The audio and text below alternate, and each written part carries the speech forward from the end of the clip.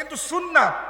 কিন্তু কুরবানির মূল কথা হলো পশু জবাই করি আমরা, রক্ত প্রবাহিত করি, এই রক্ত প্রবাহিতের মধ্য দিয়ে কুরবানি জবাই হয়। কিন্তু আল্লাহ দেখতে চাচ্ছেন তাকওয়া, রক্তও চাচ্ছেন না, গোস্তও চাচ্ছেন না। আল্লাহ রাব্বুল আলামিন চাচ্ছেন তোমরা এই চার পাওয়া বিশিষ্ট পশুর সঙ্গে সঙ্গে তোমাদের মনের ভিতরে যে পশুটা আছে এই পশুটাকে কুরবানি করতে পারছো কিনা। এই পশুটাকে যদি কুরবানি করতে পারো তাহলে আমার সার্থকতা, আমার কুরবানির সার্থকতা। পোকা এবং ধোঁকা দুইটা জিনিস ভালো করে মনে রাখবেন। পোকা জমিনের ফসলকে নষ্ট করে দেয় ধীরে ধীরে, কথা বলেন ঠিক কিনা। কারেন্ট পোকা ধরছে, সকালবেলা গিয়ে দেখবেন জমিনের অর্ধেক শেষ। আর ধোঁকা নামক একটা শয়তান, ধোঁকা নামক একটা জন্তু, জানোয়ার আমাদের মনের মধ্যে যে বসবাস করে, এটাও আমাদের ঈমানটাকে আস্তে আস্তে আস্তে আস্তে নষ্ট করে দেয়, জাহান্নামের দিকে নিয়ে যায়। মুসলমান ভাইরা রে আমার, আমাদের আব্বাজান শুধুমাত্র পরীক্ষা দিয়েছেন একটা, দুইটা, তিনটা, এরকম পরীক্ষা নয়, 152টা পরীক্ষা দিয়েছেন। তার মধ্যে অন্যতম পরীক্ষা আপনাদের খেদমতে একটু বলে দেই। আমাদের আব্বাজান হজরতে ইব্রাহিম খলিলুল্লাহ যখন ছোট মাসুম বান্দা, আল্লাহ রাব্বুল আলামিনকে খোঁজাখুঁজি শুরু করে দিলেন, সৃষ্টিকর্তাকে খোঁজাখুঁজি শুরু করলেন। সৃষ্টিকর্তাকে যখন সৃষ্টিকর্তা তিনি খুঁজে পেলেন, আমার একজন সৃষ্টিকর্তা আছে, এই সূর্যের একটা সৃষ্টিকর্তা আছে, চন্দ্রের একটা সৃষ্টিকর্তা আছে। এই রব্বে কারিমের দরবারে যখন পাহাড়ের উপর উঠে আল্লাহ রাব্বুল আলামিনকে সেজদা দেওয়া শুরু করলেন, ইন দি মিন টাইম ওই এলাকার বাদশাহ, চারজন পৃথিবীর মধ্যে সর্বশ্রেষ্ঠ বাদশাহ ছিলেন। এই বাদশাদেরকে আল্লাহ রাব্বুল আলামিন তামাম পৃথিবী শাসন করার ক্ষমতা দিয়েছিলেন। চিৎকার করে বলেন মারহাবা। চারজন ব্যক্তিকে পৃথিবী শাসন করার ক্ষমতা দিয়েছিলেন। তার মধ্যে মুসলমান 2 জন আর কাফেরের বাচ্চা 2 জন। একটা হচ্ছে কাফেরের মধ্যে একটা হচ্ছে নমরুদ, 2 নম্বর হচ্ছে সাদ্দাত। এই 2 জনকে আল্লাহ রাব্বুল আলামিন পৃথিবী শাসন করার ক্ষমতা দিয়েছিলেন। আর মুসলমানদের মধ্যে 2 জনকে দিয়েছিলেন। মুসলমানদের খুব ভালোভাবে জেনে নেন, মুসলমানরা পৃথিবী শাসন করেছেন। 1 নম্বর হচ্ছে আমাদের পয়গম্বর হযরতে সুলাইমান আলাইহিস সালাতু ওয়াস সালাম, পৃথিবী শাসন করেছেন। আরেকজন মুসলমান হচ্ছে জুলকারনাইন, সুবহানাল্লাহ বলবেন না। এই 2 জন মুসলমানদের মধ্যে 2 জনকে পৃথিবী শাসন করার ক্ষমতা দিয়েছিলেন। এই নমরুদ ভরা রাজ দরবারে হঠাৎ করে তেনার মনের মধ্যে খায়েশ হয়ে গেল। তিনি একজন সেনাপতিকে ডাক দিয়ে বলতেছে, সেনাপতি, প্রধান সেনাপতি, আমার মনের ইচ্ছা আমি আজকের পর থেকে আল্লাহ হব। নাউজুবিল্লাহ বলবেন না। কি হব? আল্লাহ হব। আরে আল্লাহ যদি হতে হয় তাহলে আপনি হয়ে যান। উনি বলতেছে, আল্লাহ যদি হতে চান আপনি হয়ে যান, আপনি আজ থেকে আল্লাহ যান, আমরা ঘোষণা করে দিলাম আপনি আজ থেকে খোদা, আপনি আল্লাহ। নাউজুবিল্লাহ বলবেন না। ওনার মনের মধ্যে অশান্তি, নিজে তামাম পৃথিবী শাসন করছেন, তারপরে অশান্তি, একটাই অশান্তি, সেটা হলো আমি সৃষ্টিকর্তা হতে চাই। নাউজুবিল্লাহ বলবেন না। আপনি আল্লাহ হয়ে যান, সব প্রজারা একসঙ্গে এসে আপনাকে আল্লাহ মানবে, আপনাকে সিজদা করবে, সেটার ব্যবস্থা আমরা করতেছি। নাউজুবিল্লাহ বলেন। পরীক্ষা শুরু, আমাদের আব্বাজানের পরীক্ষা শুরু। কুরবানির মাস সামনে, কুরবানির জন্য এই কথাটা আপনাদেরকে বলছি, একটাই শুধুমাত্র পরীক্ষা দিয়েছেন এরকম নয়, পরীক্ষা শুরু হয়ে গেল। ছোট মানুষ, আমাদের আব্বাজান ছোট মানুষ ইব্রাহিম খলিলুল্লাহ সবেমাত্র পাহাড়ের উপর যায়। সূর্য দেখে মনে হয় এটাই মনে হয় আমার সৃষ্টিকর্তা, চন্দ্র দেখে মনে হয় এটাই আমার সৃষ্টিকর্তা। চন্দ্র যখন ডুবে যায়, দিনের আলো যখন ওঠে, তখন মনে করে এটাই সৃষ্টিকর্তা। এমন মুহূর্তে এরকম একটা পরীক্ষায় পড়ে গেলেন। তামাম এলাকার মধ্যে ঢোল দেওয়া হলো, মাইকিং করা হলো, আগামীকাল নমরুদের রাজ দরবারে তোমরা সবাই আসবে, আজ থেকে নমরুদকে আমরা আল্লাহ ঘোষণা করলাম। চিৎকার করে বলেন নাউজুবিল্লাহ। সবাই পরের দিন হাজিরা দিল, সবাই খাওয়া দাওয়া করতেছে, কেউ বিরিয়ানি খাচ্ছে, কারো হাত বাস আছে, কেউ গরুর গোস্ত খাচ্ছে, কেউ মহিষের গোস্ত খাচ্ছে, কেউ হরিণের গোস্ত খাচ্ছে, বিভিন্ন কারবার খাওয়া দাওয়ার পর রাজ দরবারে গিয়ে উনি সিংহাসনে এভাবে বসে আছেন, রাজ দরবারে গিয়ে ওনাকে এরকম করে সেজদা দিতে হবে আর বলতে হবে আল্লাহ কেমন আছেন। নাউজুবিল্লাহ বলবেন না। এর মধ্যে সব যখন চলে গেছে, গোয়েন্দা কিছু লোক আছে না নাই বলেন, কিছু লোক গোয়েন্দা নাই, কিছু লোক গোয়েন্দা লোক। এই গোয়েন্দার মধ্যে থেকে একজন লোক আস্তে করে ওনার কানে গিয়ে বলতেছে, কার কানে? আল্লাহর কানে। নাউজুবিল্লাহ বলবেন না। আল্লাহর কানে গিয়ে বলতেছে, আল্লাহ আপনি ভালো আছেন তো? হ্যাঁ হ্যাঁ ভালো আছি, খুব ভালো আছি, খুব ভালো লাগতেছে, মোশান আছি এখন। এলাকার সব মানুষ এখন আমাকে আল্লাহ বলতেছে, খোদা বলতেছে। কিছুক্ষণ পর ওর কানে কানে বলতেছে যে আমরা দেখে আসলাম, আমরা যতটুকু দেখলাম এলাকার সমস্ত মানুষ খাওয়া দাওয়া করলো, সবাই আপনাকে সিজদা করলো, একজন ছাড়া সবাই সিজদা করছে। সুবহানাল্লাহ বলবেন না। সুবহানাল্লাহ আরেকটু জোরে বলেন সুবহানাল্লাহ। একজন ছাড়া সবাই সিজদা করছে। ও তো মানে ওখান থেকে চটকে উঠছে, এই কে মানে একজন একজন করবে না মানে ব্যাপারটা কি? আমাকে আল্লাহ একজনের মানতে অসুবিধা, কে সেটা কে? তো হচ্ছে যে এই এলাকার ছেলে, ওর নাম হচ্ছে ইব্রাহিম। আল্লাহু আকবার বলেন। একটা ছেলে ছাড়া সবাই আসছে। এখন আল্লাহ বলতেছেন নমরুদ, নাউজুবিল্লাহ বলেন, ও বলতেছে যে আচ্ছা ওর আব্বার নাম কি? তো হচ্ছে ওর আব্বার নাম হচ্ছে আজর। আচ্ছা বাপ থাকতে ছেলের সঙ্গে কথা বলার দরকার আছে, বাপকে ডাকো। ছেলে মানুষ, ছোট মানুষ, ও হয়তো কি ব্যাপার, কি জন্য আসেনি, ওর সঙ্গে আমাদের কথা বলার দরকার নেই, তোমরা ওর আব্বাকে ডাকো, আব্বাকে ডাকো, ডাকো তাড়াতাড়ি ডাকো।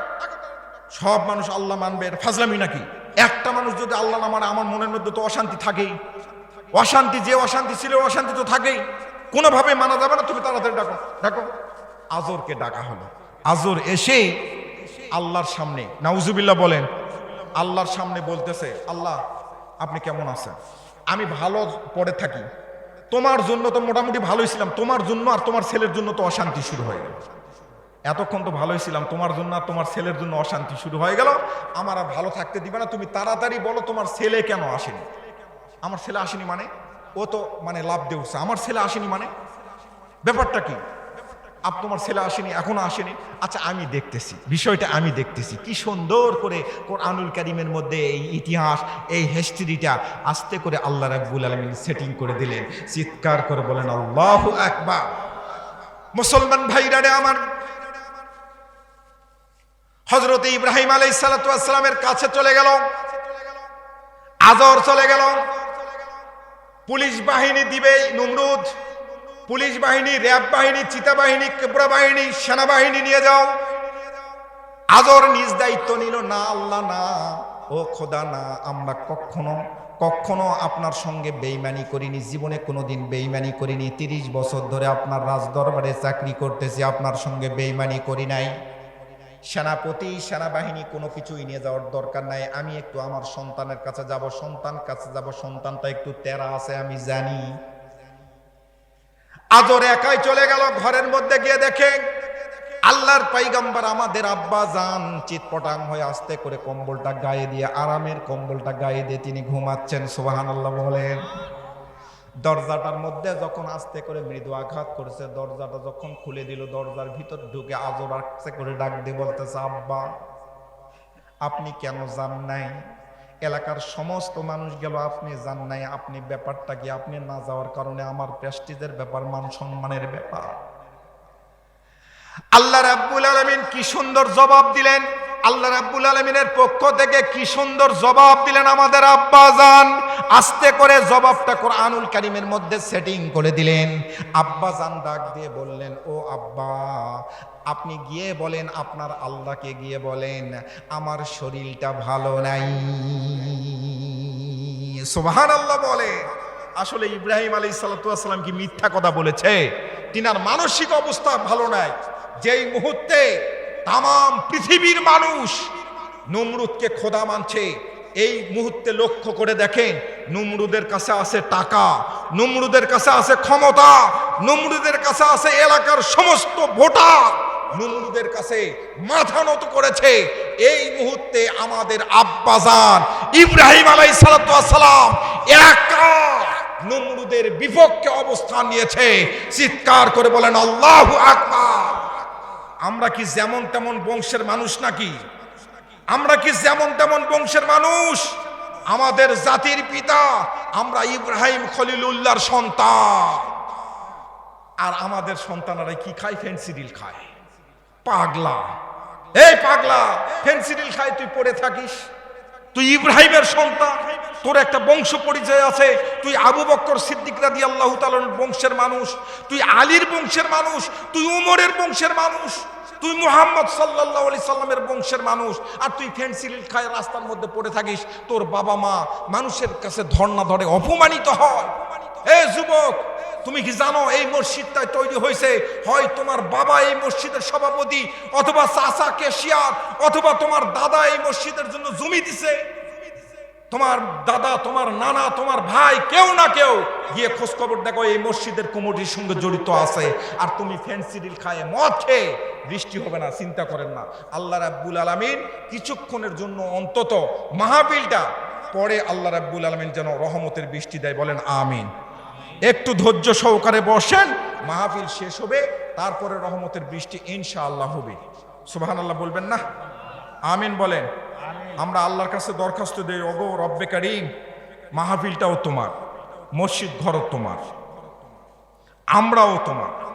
তোমার সান্নিধ্যের জন্য এসেছি। কুরবানির মাস, কুরবানির একটু মাসলা মাসাইল শিখানোর জন্য এসেছি।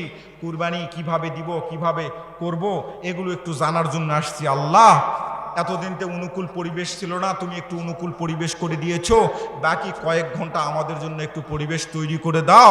ওগো রব্বে কারীম, তোমার কোনো ক্ষতি হবে না, তোমার রাজপ্রাসাদের কোনো ক্ষতি হবে না, তুমি একটু আমাদের জন্য সাহায্য করো আল্লাহ। তাম বাংলাদেশে বৃষ্টি হোক, অসুবিধা নাই, এই এলাকার মধ্যে অন্তত কয়েক ঘন্টা বৃষ্টি বন্ধ করে রাখো। আমিন বলেন, জোরে বলেন আল্লাহুম্মা আমিন। আল্লাহ রাব্বুল আলামিন আমাদের কারো না কারো দোয়ার ওসিলায় আজকের মাহফিলটা হেফাজত করবে। আপনারা একটু বসেন, কোনো সমস্যা নেই। আল্লাহ রাব্বুল আলামিন কবুল করুক, বলেন আমিন। মুসলমান ভাইরা রে আমার, হযরত ইব্রাহিম খলিলুল্লাহ আস্তে করে বলে দিল, আমার শরীর ভালো নাই। আপনাদের কাছে প্রশ্ন করতে চাই, একটা মানুষের যদি মন ভালো না থাকে তাহলে কিন্তু শরীর ভালো থাকে না, কথা বলেন ঠিক কিনা?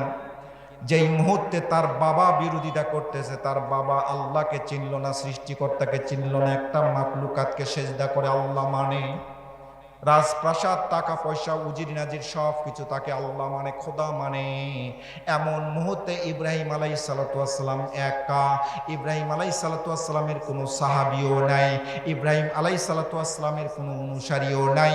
তিনি নিজেই আস্তে করে পাহাড়ের উপর উঠে আল্লাহ রাব্বুল আলামিনকে ডাক দিয়ে বলে, ওগো রব্বে কারীম, আমি তো একা, এই মুহূর্তে আমি একটু কি করব, কোন পন্থা অবলম্বন করে তো তুমি একটু দেখায় দাও।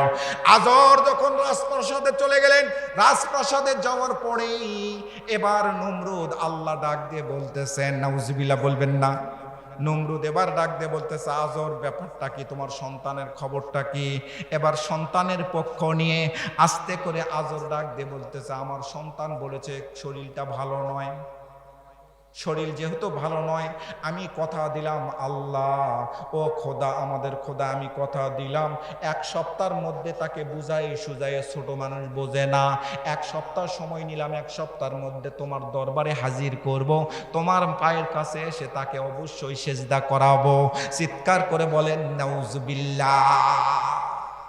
গোয়েন্দা বিভাগের কিছু লোক আছে, এই গোয়েন্দা বিভাগের লোকেরা আস্তে করে ওখান থেকে উঠে এসে ওই আল্লাহর সামনে, নমরুদের সামনে কানে কানে ডাক দিয়ে বলতেছে, আল্লাহ, আজর মিথ্যা কথা বলতেছে, ওর শরীর ভালো আছে। এই মুহূর্তে আমরা দেখে আসলাম ইব্রাহিম ওই পাহাড়ের উপরে গিয়ে অন্য কাউকে আল্লাহ আল্লাহ বলে ডাকতেছে। আল্লাহু আকবার বলে। এবার নমরুদ আল্লাহ ডাক দিয়ে বলতেছে, না না, তোমার কথা আমি বিশ্বাস করি না, আজর তোমার কথা বিশ্বাস করি না। আমার কাছে ইনফরমেশন আছে, তোমার সন্তান আমার এলাকার মধ্যে আমাকে আল্লাহ না মেনে ওভারটেকিং করে, অন্য কাউকে খোদা মানছে, আল্লাহ মানছে। না না, এই মুহূর্তে সেনাপতিকে, সেনাবাহিনীকে তালাশ করা হলো, সেনাবাহিনীর প্রধানকে তালাশ করা হলো, তোমরা তাড়াতাড়ি ঘেরাও করো, ওই ছেলেটাকে আমার সামনে নিয়ে উপস্থিত হও। সেনাবাহিনী যখন চলে গেল, আস্তে করে ওখানে চলে গেল। ইব্রাহিম আলাইহিস সালাতু ওয়াস সালাম হলো সিংহর জাতি, কথা বলেন ঠিক কিনা? আর আমরা হলো ইব্রাহিম আলাইহিসসালামের সন্তান হওয়ার পরও আমাদেরকেও কতবার রশি দিয়ে কোমরের মধ্যে দড়ি লাগাইয়ে থানার মধ্যে নিয়ে যাবে, কোর্ট কাছারির মধ্যে নিয়ে যাবে। আপনারা লক্ষ্য করে দেখবেন নওগাঁ কোর্টে যখন যাবেন, যখন কোনো হুজুরকে আস্তে করে ওই কাঠগড়ার মধ্যে তুলবে, তখন লক্ষ্য করে দেখবেন হাতের মধ্যে হ্যান্ডকাপ, পায়ের মধ্যে বেরি, কোমরের মধ্যে এভাবে রশি। তারপরও ওনার চেহারার দিকে তাকাইলে দেখা যায় সিংহের জাতি আসতেছে, সিংহের জাতি আসতেছে। কথা বলেন ঠিক কিনা? এত হুজুরে কাঠগড়ার মধ্যে রশি, কোমরের মধ্যে রশি, হাতের মধ্যে হ্যান্ডকাম, পায়ের মধ্যে বেড়ি। যেই হুজুরকে এভাবে ধরা হয়েছে সেই হুজুরের বেটির ভালো জায়গায় বিয়া হয়েছে। কথা বলেন ঠিক কিনা? ওই হুজুরের তো মানে বেটি আর বেটার বিয়া হওয়ারই কথা নয়। যখনই শুনবে যে ওই হুজুরকে জেলখানার মধ্যে নিয়েছিল, বেটা বেটির বিয়া হওয়ার কথা। কিন্তু এখন মানুষ জানে গেছে হুজুরেরা জেলখানার মধ্যে যায় মানে আল্লাহর নবী ইব্রাহিম আলাইহিস সালামের সুন্নত পালন করে। চিৎকার করে বলেন আল্লাহু আকবার।